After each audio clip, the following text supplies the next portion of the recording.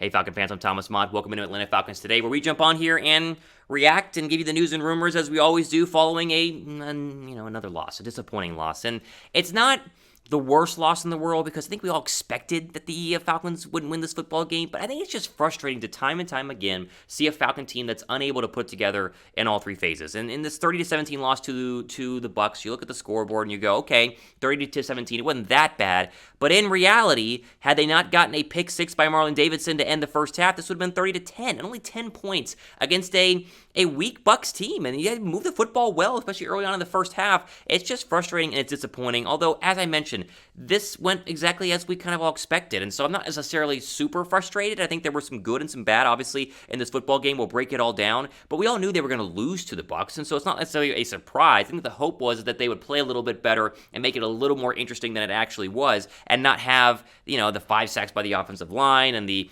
inability to run the football again and the fact that they turned the football over too much. Like, all these things combined continue to show the frustration. The fact that the Falcons are now 0-7 in their last 7 home games. They have not won a game at Mercedes-Benz Stadium since this time last year, which is just incredible. And we'll look at the schedule later on in the video, see if they can actually win a home game at some point. But overall, a tough performance by the Atlanta Falcons. We're going to break it all down here on today's video. Grade the Falcons' performance down below right now during the pinned comment. Little ad break, so scroll down here and give me your vote. A, B, C, D, or F. Where do you grade this?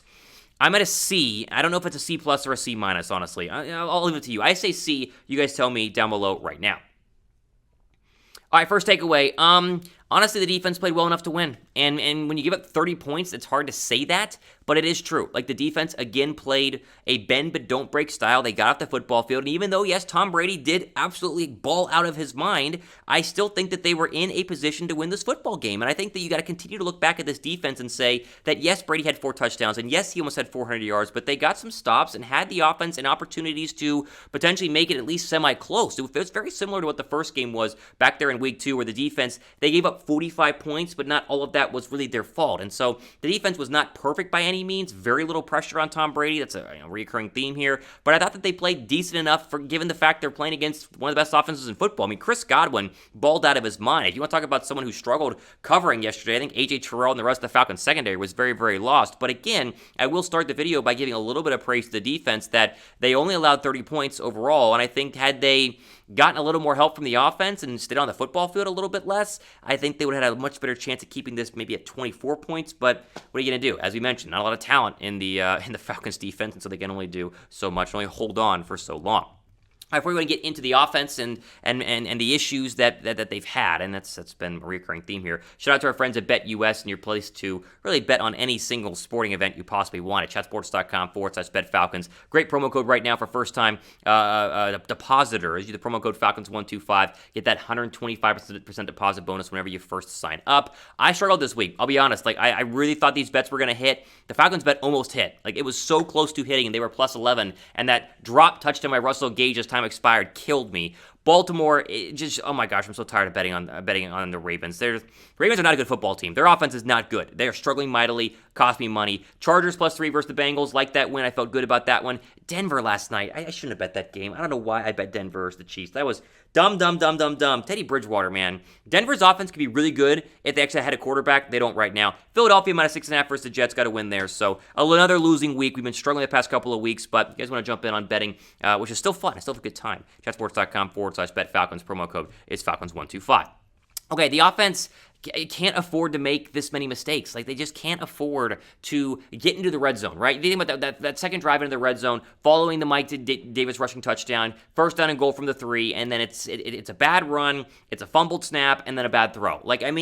We talk about Matt Ryan, we talk about blaming Matt Ryan. That series was on him. Now you flip it right around, and you have the Russell Gage fumble to start the third quarter when you're only down 3, and it's gosh, there's too many turnovers and too many mistakes overall continue to be a theme for this offense. Cordarrelle Patterson continues to ball out. I mean, that's just a fact of life now. I keep kind of worrying with him balling out so much. You're not going to be able to keep him next year because he is going to be a free agent, so you wonder, which team is going to offer him and back up the Brinks truck, but he's been impressive. He's been fine. I don't put the blame on Matt Ryan for yesterday, though. Even though he is the quarterback of the team, I think he moved the football well at times, and as we'll talk about, he was running for his life all day, and that seems to have an issue when you play quarterback. What's your confidence level in Matt Ryan right now? I was doing the Falcon caller post-game show for my other job yesterday, and a lot of people called in. A lot of people ripped on Matt Ryan. I didn't want to do it.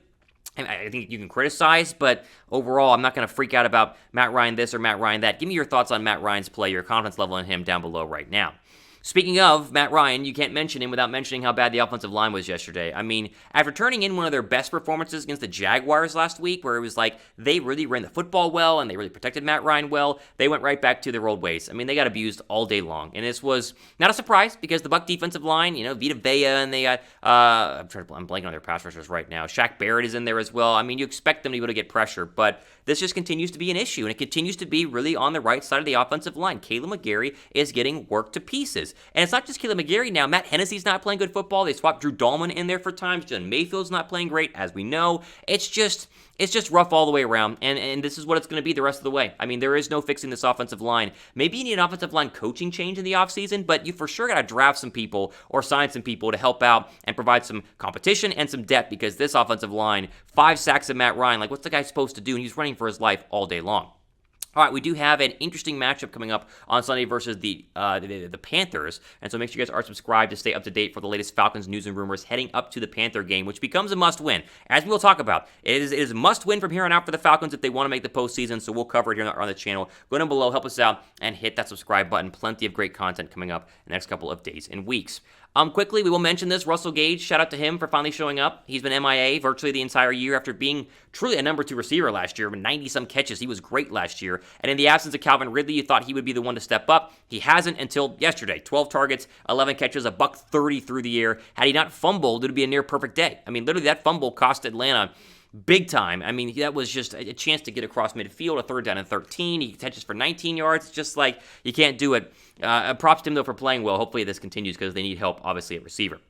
All right, finally, we mentioned, of course, the fact they can't lose anymore. I mean, truly, as you look at the current NFC playoff picture, they just can't afford to keep losing football games. And yesterday was a great example of Washington winning, Philadelphia winning, bumps them up, Vikings losing, 49ers losing, bumps them down. Panthers had a bye week, but not even really pictured as Atlanta. They're sitting there as the 11th seed right now still only a couple games out, and so winning can get them back into the picture. But as we go to the next 5 weeks, they really can't afford to lose. And really, the Panther game is going to be tough, but I don't think that tough because Cam Newton and the Panthers aren't that great. You should be able to win that game. That Lions game is going to be brutal. Or sorry, not the Lions game. Let me say that. The Niner game is going to be brutal. You got to win on the road to the Niners. If you lose to the Niners, then you're probably not going to make the postseason because they then have the tiebreaker. Philadelphia has the tiebreaker, and Washington has the tiebreaker, and so your odds of doing it are actually very, very slim. So you got to win the next 3, and then you could lose to Buffalo by chance, and then beat the Saints. So 4-1 really is the little slip up I could give you, but 5-0 would get you in. So is that possible?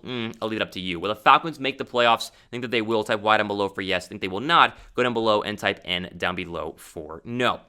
All right, ultimate favorite today on this edition of our Atlanta Falcons Today reaction video. Again, not too upset today just because we expected them to lose, and so it's like, what are you going to do? We kind of expected that to actually happen. If you guys enjoy the channel, if you guys enjoy the videos, go down below and subscribe. Again, plenty of great content coming up over the next couple of days and weeks, so stay tuned. We'll see what the Falcons are going to do to get ready for the Panthers coming up on Sunday, as well as full coverage of that game as we always do. Again, for Atlanta Falcons Today, I'm Thomas Mott, signing off for the rest of your day.